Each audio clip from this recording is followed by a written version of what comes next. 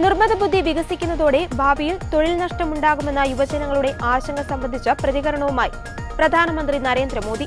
ന്യൂഡൽഹിയിൽ നടന്ന India AI impact summit 2026നോടനുബന്ധിച്ച് യുവാക്കളുമായി നടത്തിയ മുഖാഭിമുഖത്തിലാണ് പ്രധാനമന്ത്രി നിലപാട് വ്യക്തമാക്കിയത്. AI വരവോടെ തൊഴിലുകൾ ഇല്ലാതാകുമെന്ന ഭയത്തിന് ഏറ്റവും നല്ല മരുന്ന് ശരിയായ തയ്യാറെടുപ്പാണെന്ന് പ്രധാനമന്ത്രി നരേന്ദ്രമോദി പറഞ്ഞു.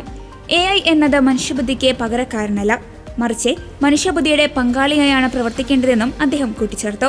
പുതിയ സാങ്കേതിക വിദ്യകൾ ഒരിക്കലും തൊഴിലുകൾ ഇല്ലാതാക്കിയിട്ടില്ലെന്നും പകരം അവയുടെ സ്വഭാവം മാറ്റുകയാണ് ചെയ്തിട്ടുള്ളതെന്നും പ്രധാനമന്ത്രി ചൂണ്ടിക്കാട്ടി. വ്യവസായ വിപ്ലവം മുതൽ ഇന്റർനെറ്റിന്റെ വരവ് വരെ ഉണ്ടായ സമാനമായ ആശങ്കകളും അദ്ദേഹം ഓർമ്മിപ്പിച്ചു.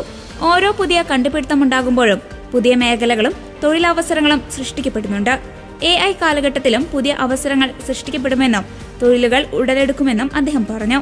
ഡോക്ടർമാർ, അധ്യാപകർ, അഭിഭാഷകർ എന്നിവർക്ക് കൂടുതൽ കൃത്യതയോടെയും കാര്യക്ഷമതയോടും കൂടി ജനങ്ങളെ സേവിക്കാൻ AI സാങ്കേതികവിദ്യ സഹായിക്കും. ആവർത്തന സ്വഭാവമുള്ള ജോലികൾ AI ഏറ്റെടുക്കുമ്പോൾ മനുഷ്യർക്ക് കൂടുതൽ സർഗാത്മകമായ കാര്യങ്ങളിൽ ശ്രദ്ധ കേന്ദ്രീകരിക്കാൻ സാധിക്കുമെന്നും അദ്ദേഹം പറഞ്ഞു.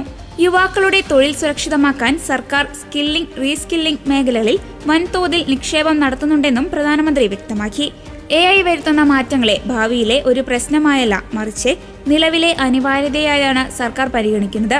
Stanford global AI vibrancy index 2025 പ്രകാരം AI ഗവേഷണത്തിൽ ഇന്ത്യ ആഗോളതലത്തിൽ 3ാം സ്ഥാനത്താണെന്നും അദ്ദേഹം ചൂണ്ടിക്കാട്ടി. ഇന്ത്യ AI മിഷന്റെ പിന്തുണയോടെ പുതിയ മാറ്റങ്ങളെ ഉൾക്കൊള്ളാൻ ഇന്ത്യൻ യുവാക്കൾ സജ്ജരാണെന്ന് പ്രധാനമന്ത്രി പറഞ്ഞു.